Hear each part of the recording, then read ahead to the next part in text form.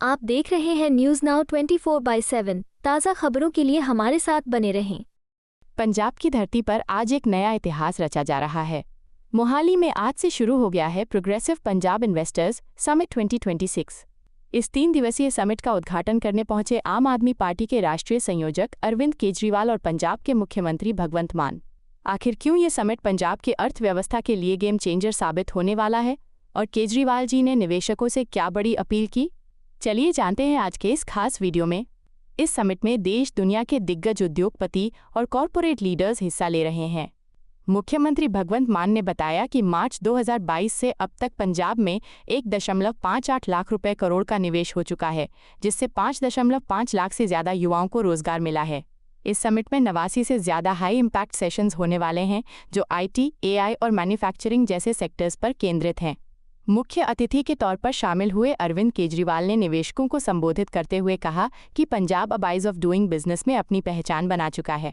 उन्होंने भरोसा दिलाया कि पंजाब में अब सिंगल विंडो सिस्टम के जरिए कागजी देरी को खत्म कर दिया गया है।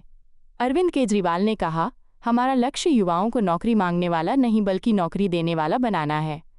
केजरीवाल ने जोर दिया कि पंजाब की नई औद्योगिक नीति पर्यावरण के अनुकूल और सतत विकास पर आधारित है। जैसा मान साहब ने कहा, पंजाब गुरुओं की धरती है, पीर पैगंबरों की धरती है, जिन्होंने ऐसे ऐसे संदेश दिए जो सदियों से केवल पंजाब नहीं, केवल देश नहीं, दुनिया को इंस्पायर करते आ रहे हैं। पंजाब मेहनतकश लोगों की धरती है।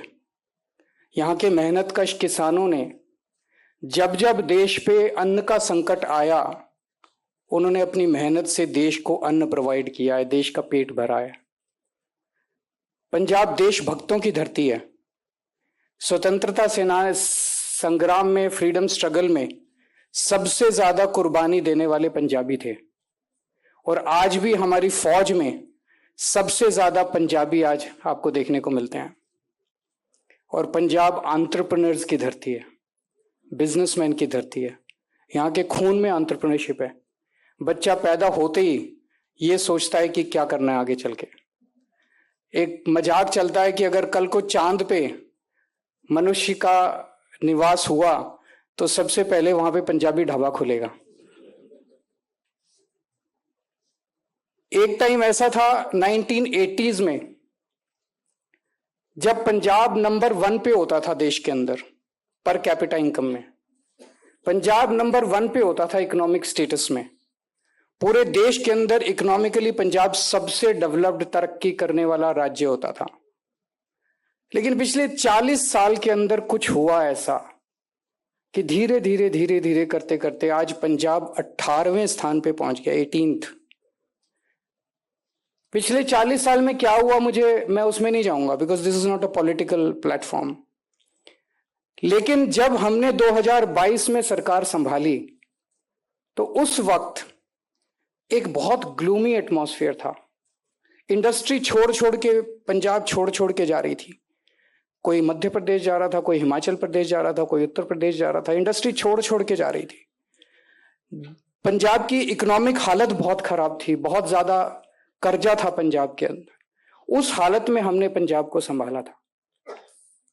हमने क्या किया, कैसे किया, इसको 2 मिनट में बताता हूं, पर थोड़ा सा डाइवर्जन। आम आदमी पार्टी को मैं पार्टी नहीं मानता। आप लोगों की भाषा में आम आदमी party is a political startup, और आप लोगों की भाषा में इट इज अ यूनिकॉर्न। मैं समझता हूं कि जो तरक्की आम आदमी पार्टी ने पिछले कुछ वर्षों में की है, जुम्मा 10-12 साल हुए हैं, और 10-12 साल के अंदर आम आदमी पार्टी एक नेशनल पार्टी बन गई है। आम आदमी पार्टी युवाओं की पार्टी है, पढ़े लिखे लोगों की पार्टी है। हमारी पार्टी में आपको IIT के इंजीनियर मिलेंगे, आपको IIM के मैनेजर्स मिलेंगे, आपको चार्टर्ड अकाउंटेंट्स मिलेंगे, ऑक्सफोर्ड में पढ़े हुए लोग मिलेंगे, वकील मिलेंगे, पत्रकार मिलेंगे। पढ़े लिखे लोगों की पार्टी है। तो जब भी कोई समस्या आती है तो हम उसको एक साइंटिफिक तरह से एनालिसिस करने की कोशिश करते हैं। तो जब हमने पंजाब में सरकार संभाली और सामने अंधेरा ही अंधेरा था, तो हमने ये देखने की कोशिश की कि ऐसे बहुत सारे देश हैं जो एक वक्त भारत से बहुत पीछे होते थे और आज बड़ी तरक्की कर गए। उन देशों ने क्या किया? आप साउथ कोरिया ले लीजिए, जापान ले लीजिए, जर्मनी ले लीजिए, सिंगापुर ले लीजिए, चाइना ले लीजिए। जापान और जर्मनी सेकेंड वर्ल्ड वॉर के बाद बिल्कुल तहस नहस हो गए थे, आज कितने डेवलप्ड कंट्रीज हो गए। सिंगापुर जब आजाद हुआ तो सिंगापुर में कुछ भी नहीं था, बुरा हाल था, हमसे बहुत पीछे था उस वक्त सिंगापुर। आज सबसे ज्यादा पर कैपिटा इनकम सिंगापुर की है। कोरियन वॉर के बाद साउथ कोरिया का बुरा हाल था, आज south Korea is one of the most developed countries. China कुछ दशकों पहले इंडिया से बहुत पीछे था, आज चाइना दुनिया का नंबर 1 कंट्री बना हुआ है। उन्होंने ऐसा क्या किया? तो 2 चीजें मोटी मोटी निकल के आ रही हैं जो उन्होंने की और वहां से हम लोगों ने प्रेरणा ली। एक, उन्होंने अपने इंडस्ट्री के लोगों के साथ बैठ के ये देखा कि क्या करना है जिससे कि बहुत बड़े स्तर के ऊपर इंडस्ट्रियल डेवलपमेंट हो सके। इंडस्ट्री को क्या चाहिए, लोगों को क्या चाहिए, बिजनेस करने वाले लोगों को क्या चाहिए। इंडस्ट्रियल डेवलपमेंट बहुत 4% ग्रोथ, 5% ग्रोथ नहीं, एक बहुत एक्सपोनेंशियल ग्रोथ अगर आपको चाहिए तो क्या करने की जरूरत है। और दूसरा, उन्होंने अपने ह्यूमन कैपिटल में इन्वेस्ट किया। इन 2 चीजों को मद्देनजर रखते हुए हमने वही किया। मैंने और मान साहब ने पिछले 2-3 साल के अंदर पंजाब के अंदर जगह जगह घूम घूम के सनतकार मिलनी, व्यापारी मिलनी, यानी कि इंडस्ट्रियलिस्ट और ट्रेडर्स व्यापारियों के साथ मिल मिल के इतनी मीटिंग्स की हैं और उनकी बातें सुनी है कि आपको क्या चाहिए।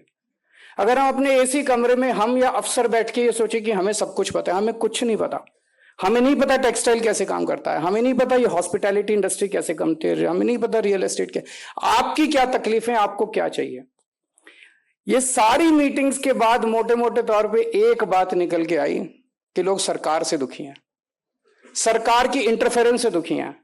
अगर एक ही डिमांड है कि सरकार इंटरफेयर करना बंद कर दे, हमें अपना काम करने दो, हमें अपना धंधा करने दो। 24 घंटे हम सरकार का कभी ये डिपार्टमेंट, कभी वो डिपार्टमेंट, कभी ये अप्रूवल, कभी वो अप्रूवल, कभी ये पेनल्टी, कभी ये धमकी, कभी ये इंस्पेक्टर, कभी वो इंस्पेक्टर, फंसे हुए हैं सारे हमारे व्यापारी इस तामझाम के अंदर। तो वहां से हमने प्रेरणा लेके कई सारी चीजें शुरू की। सबसे पहले हम लोगों ने पिछले साल जून 25 के अंदर फास्ट ट्रैक पंजाब पोर्टल बनाया, जिसमें फ्लैट, अगर आप कोई नई इंडस्ट्री लगाना चाहते हैं या आप एग्जिस्टिंग इंडस्ट्री को एक्सपैंड करना चाहते हैं तो फ्लैट 45 डेज के अंदर आपको अप्रूवल मिलेगा। सिंगल विंडो सिस्टम, आप वहां पे अप्लाई कीजिए, ऑनलाइन अप्लाई कीजिए, आपको किसी से मिलने की जरूरत नहीं है, कहीं जाने की जरूरत नहीं है। 45 डेज में अगर आपको अप्रूवल ना मिले तो 46वें दिन कंप्यूटर के अंदर सॉफ्टवेयर में डाल दिया, ऑटोमेटिक जनरेट हो जाता है कंप्यूटर से, आपको डीम्ड अप्रूवल, सारे डिपार्टमेंट्स की अप्रूवल मिल गई, आपको कहीं जाने की जरूरत नहीं है। जब मैं ये कह रहा हूं, आप में से बहुत सारे लोग सिनिकली सोच रहे होंगे मन में, पूरे देश के अंदर, मैं भी पहले सरकार में ही काम करता था, एक अफसर की तरह काम करता था। ये सिंगल विंडो शब्द बड़ा खराब हो गया, जिसको देखो वही कहता सिंगल विंडो, जिसको देखो वही कहता सिंगल। होती नहीं है सिंगल विंडो, कहीं कहने को होती है सिंगल, पर पंजाब की अलग है। मुख्यमंत्री खुद, मान साहब खुद मॉनिटर करते हैं, संजीव अरोड़ा जी खुद मॉनिटर करते हैं एक एक प्रपोजल की। मजाल कोई प्रपोजल 45 दिन के ऊपर चला जाए, 45वें दिन के अंदर आपको अप्रूवल मिलेंगे ही मिलेंगे, चाहे बड़ी इंडस्ट्री हो चाहे छोटी इंडस्ट्री हो। मैं अभी सुन रहा था, मंजाल साहब कह रहे थे कि why should we go at the outer limit. This is, I completely agree with you, why should we touch the outer limit. We should, हम 45 दिन में क्यों, हम 10 दिन में करें, हम 20 दिन में करें। एक शुरुआत हुई है मंजाल साहब, आपके सपने को भी हम पूरा करेंगे। मुझे उम्मीद है आने वाले सालों के अंदर हम 10-15 दिनों के अंदर भी इसको लेके जाएंगे। लेकिन एक जमाना ऐसा था हमारे टाइम के पहले, हमारी सरकार के पहले, कि जब तक आप चढ़ावा नहीं चढ़ाते थे किसी ना किसी मंत्री को या किसी ना किसी अफसर को, तब तक आपको अप्रूवल मिलता नहीं था। कई कई महीने, कई कई साल लग जाते थे। आप इंडस्ट्री सेटअप करना चाहते हो, आपको सिफारिश चाहिए होती थी, रिश्वत चाहिए होती थी, और उसके बावजूद भी काम नहीं होता था कई कई। अब ऐसा नहीं है, आपको किसी को पैसे देने की जरूरत नहीं है, कोई सिफारिश करने की जरूरत नहीं है, अप्लाई करो, 45वें दिन आपको मिलेगी अप्रूवल। दूसरा किया गया एमएसएमई के लिए। एमएसएमई 125 करोड़ रुपए तक का अगर आपका इन्वेस्टमेंट है, आपको किसी अप्रूवल की जरूरत नहीं है। आपको वहां पे 45 दिन की भी जरूरत नहीं है। आप अप्लाई कीजिए, 5 दिन के अंदर आपको लेटर हो जाएगा। सेल्फ सर्टिफिकेशन लेते हैं हम, एफिडेविट लेते हैं आपसे कुछ, वो एफिडेविट दीजिए, सेल्फ सर्टिफिकेशन दीजिए, 5 दिन के अंदर आप अपने ऑपरेशंस चालू कर सकते हैं। मुझे लगता है पूरे देश के अंदर इस तरह की सुविधा किसी के पास नहीं है। इस तरह के अप्रूवल्स, डीम्ड अप्रूवल्स आपको किसी भी देश के अंदर कहीं नहीं मिलते। इसके बाद हमने ह्यूमन कैपिटल में इन्वेस्ट करना चालू किया, क्योंकि अगर आपके पास पढ़े लिखे लोग नहीं होंगे, स्वस्थ लोग नहीं होंगे, हेल्दी लोग नहीं होंगे, इंडस्ट्री चलाएगा कौन? इंडस्ट्री चलेगी कैसे? जैसा मैंने कहा, बाकी सारी कंट्रीज को जब हमने स्टडी किया तो हमने ये देखा कि उन्होंने सबसे ज्यादा, जापान ने, जर्मनी ने, सिंगापुर ने, मैंने ली कुआन यू की किताब पढ़ी है, उन्होंने सबने सबसे ज्यादा इन्वेस्ट अपने हेल्थ और एजुकेशन में किया। वही हमने पंजाब के अंदर, पहले हमने दिल्ली में किया, पंजाब के अंदर इन्वेस्ट करना चालू किया। आज मुझे बेहद खुशी है ये कहते हुए कि सेंट्रल गवर्नमेंट ने एक स्टडी करवाई है, हमने नहीं की, सेंट्रल गवर्नमेंट की स्टडी है, सारे स्टेट्स की। जब हमने सरकार संभाली थी, पंजाब शिक्षा के क्षेत्र में 18वें नंबर पे था। पिछले साल पंजाब शिक्षा के क्षेत्र में नंबर 1 पे आया पूरे देश के अंदर। Just in 3 years, last year, just in 3 years, we are at number 1 position in education. आज हमारे सरकारी स्कूलों के पंजाब के बच्चे, जिनको पहले बेचारों को ये नहीं पता था जेई होता क्या है, उनको ये नहीं पता नीट होता क्या है, उनको पेपर पता नहीं थे, आज सरकारी स्कूलों के पिछले साल 300 सरकारी स्कूलों के बच्चों ने जेई पास किया है, 800 सरकारी स्कूलों के बच्चों ने नीट पास किया है। आज हमारे सरकारी स्कूलों के टीचर्स को फिनलैंड, सिंगापुर, कनाडा ट्रेनिंग के लिए भेजा जा रहा है, और एक पूरे माहौल के अंदर एक बहुत पॉजिटिविटी है कि बच्चों को भी लग रहा है कि हमें अच्छी शिक्षा मिल रही है। हेल्थ के क्षेत्र में भी, पहले अगर किसी के घर में कोई गरीब आदमी और बीमार हो जाए, आप सुनते होंगे पहले किसान कितनी खुदकुशी करते थे, और एक बहुत बड़ा कारण किसानों की खुदकुशी का था, घर में कोई बीमार हो गया, लोन लेना पड़ गया, लोन वापस नहीं कर पाया, उसने खुदकुशी कर ली। अब अगर कोई बीमार होता है तो उसे खुदकुशी करने की जरूरत नहीं है, सरकारी अस्पताल बहुत अच्छे कर दिए, और अभी जो 10 लाख रुपए की स्कीम आई है, आप सबसे बड़े से बड़े मैक्स, फोर्टिस, जितने भी बड़े बड़े हॉस्पिटल आप इमेजिन कर सकते हैं, वहां पे गरीब किसान और गरीब मजदूर को 10 लाख रुपए तक का फ्री इलाज, चाहे कोई भी बीमारी हो उसका इलाज फ्री होता है। इस तरह का यूनिवर्सल हेल्थ केयर, यूनिवर्सल सुरक्षा चक्र आपको कहीं देखने को कहीं भी नहीं मिलेगा। और इन सब का नतीजा आना चालू हुआ, जो अभी संजीव अरोड़ा जी ने कहा, पिछले 4 साल में 1.5 लाख करोड़ रुपए की इन्वेस्टमेंट पंजाब में आई है। और ये मैं एमओयूज की बात नहीं कर रहा, 1.5 लाख करोड़ रुपए की इन्वेस्टमेंट जो शुरू हो गई है, जमीन खरीद ली गई है, प्रोजेक्ट्स आर ऑन ग्राउंड शुरू हो चुकी है, जिससे 5.5 लाख नौकरियां जनरेट होंगी हमारे बच्चों के लिए। और आने वाले समय के लिए और भी बहुत इंप्रेसिव टारगेट्स रखे गए हैं। अब एक विचार मैं अंत में आप लोगों के सामने छोड़ के जाना चाहता हूं, जो मुझे बहुत ट्रबल करता है। हमारा देश, मैं समझता हूं, बहुत महान देश है, बहुत पुराना देश है। हमारे देश को, जैसे भी मान साहब ने कहा, भगवान ने क्या नहीं दिया, सब कुछ दिया भगवान ने। मैं हमेशा कहता हूं कि जब भगवान ने पृथ्वी बनाई तो सबसे संपन्न और सबसे खूबसूरत देश उसने भारतवर्ष को बनाया। हमें पहाड़ दिए, हमें सारी जड़ी बूटियां दी, नदियां दी, सारे खनिज पदार्थ दिए, आयरन और ये वो कोयला, क्या नहीं दिया भगवान ने, कोई कसर नहीं छोड़ी हमें देने के लिए। और जब भगवान ने इंसान बनाया तो सबसे इंटेलिजेंट इंसान उसने भारत में बनाए। हमारे लोग सबसे इंटेलिजेंट हैं, जहां दुनिया में जाते हैं वहीं हमारे लोग राज करते हैं। दुनिया के ग्लोबल सीईओज उठा के देख लीजिए, माइक्रोसॉफ्ट का सीईओ इंडियन, अल्फाबेट का सीईओ इंडियन, आईबीएम का सीईओ इंडियन, एडोब का सीईओ इंडियन, चैनल का सीईओ इंडियन, नोवार्टिस का सीईओ इंडियन, पालो ऑल्टो का सीईओ इंडियन, और यहां जितने बैठे हुए हैं ये हमारे देश को नाम रोशन कर रहे हैं हमारी पूरी दुनिया के अंदर। तो भगवान ने हमें सब कुछ दिया, टैलेंट दिया, सारे रिसोर्सेस दिए। मुझे गर्व है अपने देश के ऊपर, और मुझे गर्व है अपने देश के लोगों के ऊपर, लेकिन मुझे बेहद दुख होता है जब हम चाइना से खिलौने इंपोर्ट करते हैं। मैं पढ़ रहा था चाइना से हम क्या क्या इंपोर्ट करते हैं, आपको भी जान के ताज्जुब होगा। आज मैं सुबह बात कर रहा था किसी और से, प्लास्टिक की बाल्टियां इंपोर्ट करते हैं हम चाइना से। सारी स्टेशनरी इंपोर्ट करते हैं चाइना से। रसोई में जो डिब्बे रखते हैं ना, जिसमें मसाले रखते हैं, वो डिब्बे प्लास्टिक के हम चाइना से इंपोर्ट करते हैं। एलईडी बल्ब इंपोर्ट करते हैं, डेकोरेटिव लाइट्स इंपोर्ट करते हैं, इलेक्ट्रिक केटल्स इंपोर्ट करते हैं, तारें इंपोर्ट करते हैं, मोबाइल फोन चार्जर इंपोर्ट करते हैं, अलार्म क्लॉक इंपोर्ट करते हैं, प्लास्टिक के खिलौने इंपोर्ट करते हैं, बैटरी के खिलौने, लक्ष्मी गणेश जो पूजा करते हैं हम दिवाली के मौके पे, वो भी इंपोर्ट करते हैं। बहुत लंबी लिस्ट है। रावण मेघनाथ कुंभकर्ण जो, ये हम खुद नहीं बना सकते क्या? ये हम खुद नहीं बना सकते क्या? हम खुद भी बना सकते हैं। हम क्यों नहीं बना सकते? हम बहुत, यहाँ पे इतने बड़े बड़े लोग बैठे हैं, स्मॉल स्केल के, मीडियम स्केल के, बड़े बड़े लार्ज स्केल के, इतने बड़े बड़े लोग बैठे हैं। हम खुद नहीं कर सकते? हम खुद कर सकते हैं। फिर चाइना से इंपोर्ट करने की क्या जरूरत है? मैं किसी से बात कर रहा था, वो कह रहा था चाइना का माल सस्ता होता है। अरे हम क्यों नहीं बना सकते सस्ता माल? पंजाबियों को देके देखो जुगाड़ टेक्नोलॉजी से उनसे सस्ता ना बना के चाइना में इंपोर्ट ना कर दें तो। मैं खुद आईआईटी से हूं, मेरे दोनों बच्चे आईआईटी के हैं। मैं आईआईटी खड़गपुर से हूं, मेरे दोनों बच्चे आईआईटी दिल्ली से हैं। थोड़ी बहुत इंजीनियरिंग तो जानता हूं मैं भी।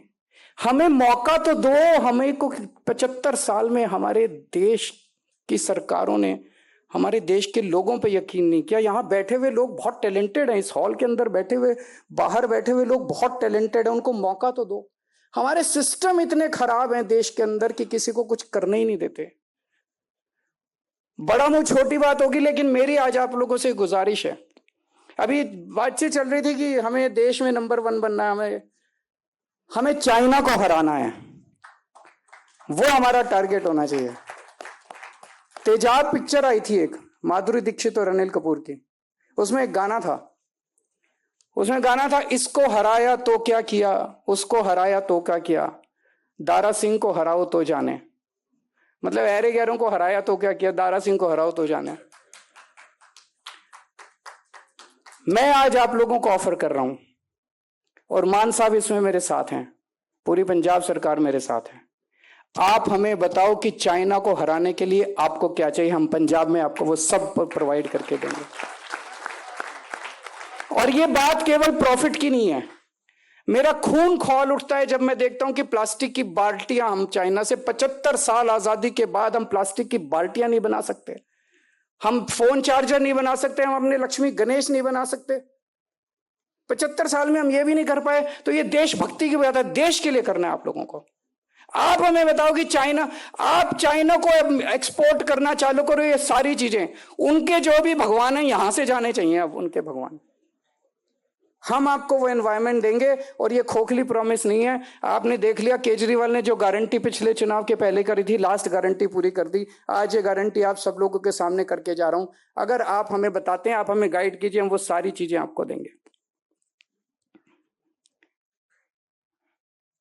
मैं बहुत बहुत शुक्रिया अदा करता हूं आप सब लोगों का आने के लिए, और यही कहना चाहता हूं कि जो आज आपके सामने सरकार है, स्पेशली जो लीडरशिप है, मान साहब is famous to be a very very popular people's man.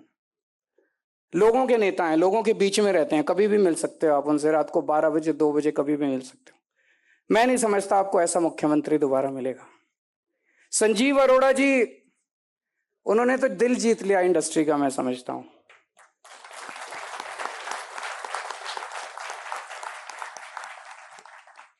कल मेरे पास एक इंडस्ट्रियलिस्ट आया, बोला जी इनको रात को 2, पता नहीं सोते कब है, रात को 2 बजे फोन करो तो 2:01 पे उनका जवाब आ जाता है। रात को 3 बजे फोन मैसेज भेजो तो 3:01 पे उनका जवाब आ जाता है। जब हम सनतकार मिलनी कर रहे थे, जगह जगह जा रहे थे, तो बहुत नेगेटिव बातें सुनने को मिल रही थी इंडस्ट्रियलिस्ट से, व्यापारियों से। ये नहीं है, वो नहीं है, यहाँ चक्कर काटने पड़ते हैं, वहां चक्कर काटने पड़ते हैं, ये बदलो वो। काफी नेगेटिविटी थी पूरे माहौल में। कल रात को डिनर रखा गया था इंडस्ट्रियलिस्ट्स का, और मैं और मान साहब उस डिनर में थे। और जो पॉजिटिव माहौल, लोगों ने जो कहा जी हमने ऐसी सरकार नहीं देखी जो इंडस्ट्री के लिए इतना पॉजिटिव। मैं नहीं समझता कि इंडस्ट्रियलिस्ट हमारे मुंह पे बोल रहे थे, क्योंकि उन्होंने मुंह पे पहले 2 साल 3 साल पहले हमें काफी कुछ बोला भी है। वो पुरानी सरकारों की लीगेसी थी।